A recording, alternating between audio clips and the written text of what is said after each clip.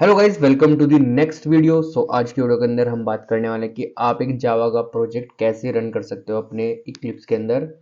Mostly मैं Eclipse को use करता हूं, तो अगर आपके पास कोई और आईडीज़ है या आप कुछ और आईडीज़ को यूज़ करते हो लाइक नेटबीन, उसके अंदर हम कैसे रन करेंगे वो नेक्स्ट वीडियो में बात करेंगे। बट आज की वीडियो के अंदर हम बात करेंगे इक्लिप्स के अंदर एक जावा का प्रोजेक्ट आप कैसे इंपोर्ट कर सकते हो और फिर उसको कैसे रन कर सकते हो।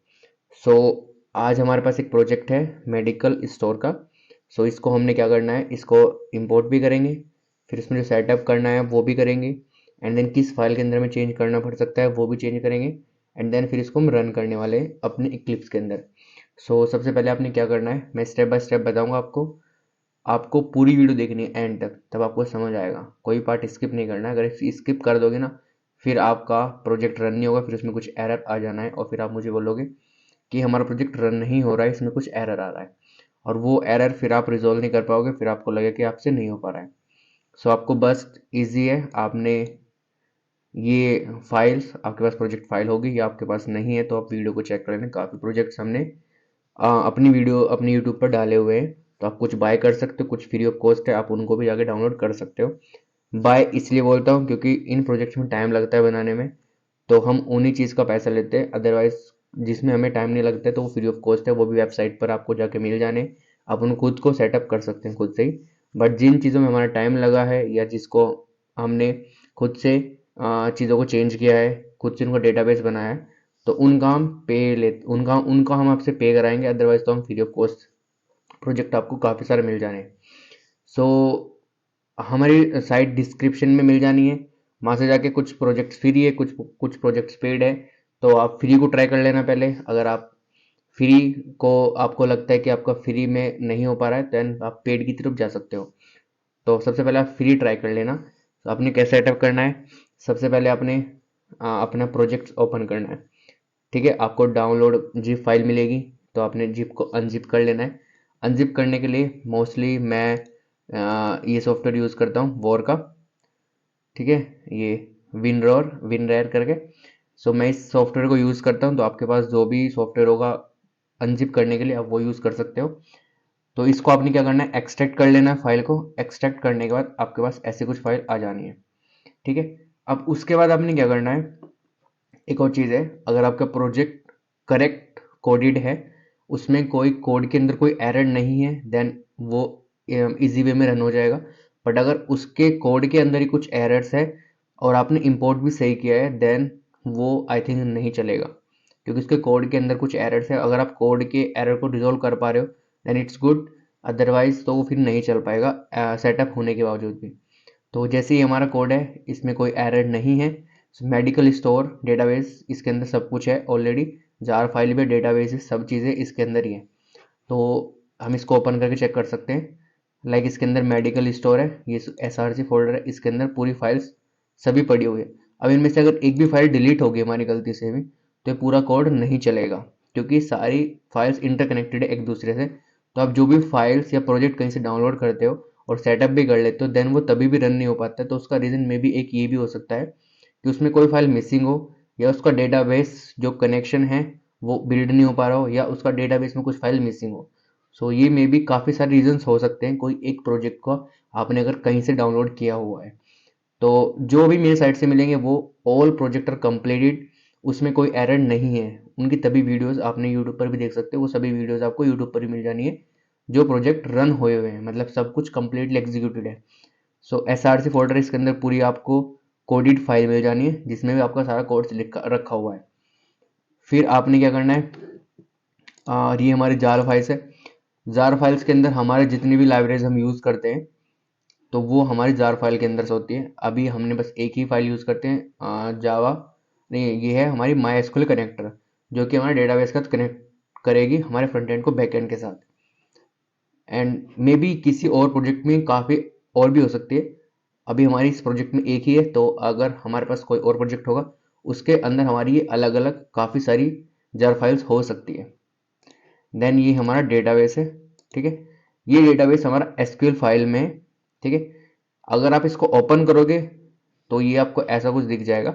इसके अंदर पूरी क्वेरीज लिखी हुई है, जो भी एसक्यूएल क्वेरीज होती है वो सभी क्वेरीज इसके अंदर है।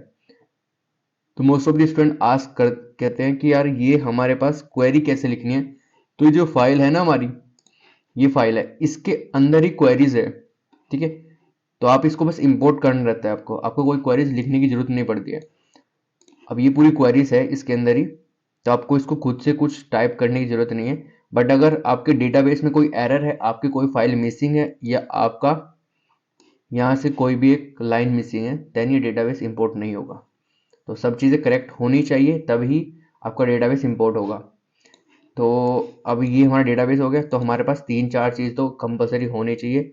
कोड, करेक्ट कोड होना चाहिए, डेटाबेस, करेक्ट डेटाबेस होना चाहिए, एंड कंप्लीट जार फाइल्स होनी चाहिए, जो हमारी जार फाइल्स रिक्वायर्ड है जावा कोड के अंदर। देन हमारे पास फाइल आ चुकी है। तब हम इक्लिप्स ओपन करते हैं अपना, एंड इक्लिप्स अपना ओपन हो रहा है। तब तक के लिए अगर आप चैनल पर नए हो तो चैनल को सब्सक्राइब कर लेना। हम प्रोजेक्ट भी बना रहे हैं, जावा क्वेश्चंस भी करा रहे हैं, क्विज भी करा रहे हैं, एंड कॉम्पिटिटिव क्वेश्चन भी कराने का प्लान कर रहे हैं। हमने जावा की सीरीज स्टार्ट की थी, इसमें complete Java starting to end बताया था हमने। और फिर उसका 3 प्रोजेक्ट्स थे, वो पेंडिंग है हमारे। मे भी उसको ट्राई करते हैं कंप्लीट करने का, कभी टाइम मिलेगा तो ये हमारा इक्लिप्स ओपन हो चुका है। देन अभी ये हमारे पास ऑलरेडी कुछ प्रोजेक्ट्स पड़े हुए हैं, तो इनको मैं अभी बंद कर देता हूँ, उनको क्लोज कर लेते हैं। एंड देन ये भी क्लोज कर लिया हमने। ओके, आई थिंक ये कुछ बिल्ड कर रहा है, ठीक है। तो अब इसको होने देते हैं, एंड देन फिर इसको हम स्टार्ट करते हैं फिर से।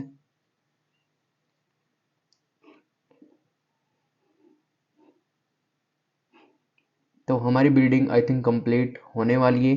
ये कोई शॉपिंग कार्ड की वैलिडेशन चल रही है, ये प्रोजेक्ट था, इसमें कुछ वैलिडेशंस चल रही है, ठीक है। ये ऑलमोस्ट कंप्लीट हो चुकी है। तो आपने अब क्या करना है, फाइल्स में जाना है, देन ओपन प्रोजेक्ट फाइल करनी है, एंड देन डिक्शनरी पर जाना है, देन आपने अपना प्रोजेक्ट सेलेक्ट करना है, ठीक है। ये मेरे केस में हमारा मेडिकल स्टोर है, तो उसको सेलेक्ट कर लेते हैं हम, then select folder, and then finish. मैं अभी भी आपको बोल रहा हूँ कि जिसका कोड करेक्ट होगा वही डेटा बेस या प्रोजेक्ट रन होगा। अगर आपके कोड के अंदर कोई भी एरर होगा ना, तो वो कोड नहीं चलेगा। आप चाहे उसको इंपोर्ट भी कर लो करेक्टली, बट उसके अगर कुछ एरर्स है, कोड के अंदर ही है, अगर आप उसको सॉल्व कर पा रहे हो देन इट्स गुड, अगर नहीं कर पा रहे हो तो वो कोड नहीं चलेगा, वो प्रोजेक्ट भी नहीं चलेगा। तो ये हमारा इंपोर्ट हो चुका है, ठीक है। ये हमारी फाइल्स आ चुकी है, एंड ये हमारी कंप्लीट फाइल्स आ चुके हैं। तो अभी हम इसको अगर रन करेंगे ना, तो ये क्या होगा, रन तो हो जाएगा, बट ये भी डेटाबेस के साथ कनेक्टेड नहीं है। सो उस केस में क्या करेगा, ये हमें एरर शो कर सकता है, मे बी नहीं करे, अगर हमने इसके अंदर कोई एरर फाइल्स नहीं यूज़ की हुई। ओके, तो हमें इसने कुछ एरर शो नहीं किया अभी तक, क्यों? क्योंकि इसमें हमने जो हमारी लॉगिन फाइल है उसके अंदर कुछ भी यूज़ नहीं किया हुआ है। तो लॉगिन तो दिखेगा, बट जब हम इसके अंदर एंट्रीज करेंगे देन ही एरर शो करेगा। लाइक मैं इसके अंदर एंट्री ऐड कर देता हूँ, एंड देन लॉगिन। सो ये बोल रहा है invalid password and user name, admin and admin. So ये हमेशा इनवैलिड ही बताने वाला है, क्यों? क्योंकि इसको डेटाबेस के साथ कनेक्ट नहीं किया है, और ना ही हमने जार फाइल को इंपोर्ट किया है। सो ये तो अभी हमने बताया है कि आप कैसे एक जावा के प्रोजेक्ट को इंपोर्ट कर सकते हो। और ये जावा प्रोजेक्ट आपका सिंपल जावा प्रोजेक्ट है, लाइक जिसको हमने स्विंग्स या फिर एप्लेट्स में बनाया हुआ है। तो जैसे अगर आपका जेएसपी का प्रोजेक्ट है तो उसका थोड़ा अलग तरीका होता है इंपोर्ट करने का, स्प्रिंग बूट का है तो उसका थोड़ा अलग तरीका होता है इंपोर्ट करने का, मैविन प्रोजेक्ट है तो उसका थोड़ा अलग तरीका होता है इंपोर्ट करने का। ये हमारा जैसे एक सिंपल है, डेस्कटॉप बेस्ड है, और इसको हमने बनाया हुआ है, देखो AWT में बनाया, स्विंग्स स्विंग्स का यूज करके बनाया हुआ। तो ये स्विंग्स प्रोजेक्ट है, इसलिए इजी वे में इंपोर्ट हो गया है। तो इंपोर्ट होने के बाद जैसे आपने बस इसमें कुछ नहीं करना है, आपने इसमें जार फाइल को ऐड करना है अपने डेटाबेस के लिए। बिल्ड फाइल्स में जाना है, कॉन्फ़िगर में जाना है, एंड देन आपने libraries and add external jar files, and then select the jar files, and then apply and close. So अभी आपका फ्रंट एंड सेट हो चुका है इस स्विंग्स प्रोजेक्ट के लिए। अब आपने बस डेटाबेस को इंपोर्ट करना है। डेटाबेस को इंपोर्ट करना हम नेक्स्ट वीडियो में बता देंगे कि आपको डेटाबेस कैसे इंपोर्ट करना है, एंड देन फिर उसके बाद कनेक्शंस कैसे करने हैं।